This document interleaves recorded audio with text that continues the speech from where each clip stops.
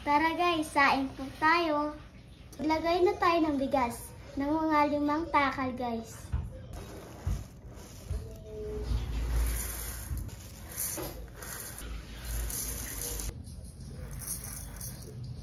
Pasa na natin to ng 3 beses.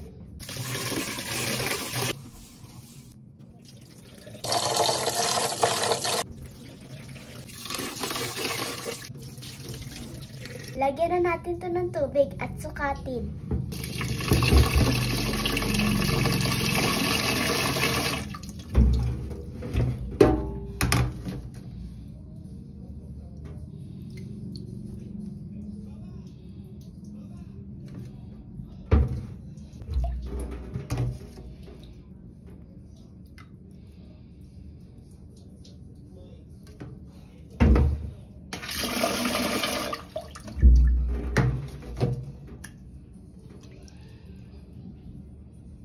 Yan guys, pantay na po ang tubig at ang bigas.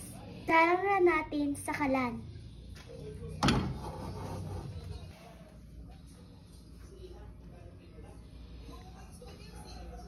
Pan na natin ito at antayin makulo.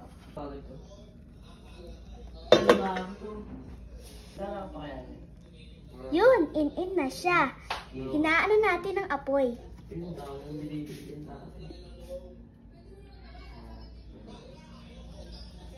Takpan ulit, antayin ng maluto ng ilang minuto pa.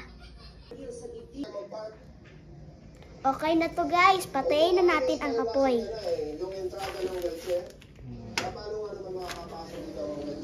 Pan ulit, at kusa na yang maluluto sa sarili niyang init.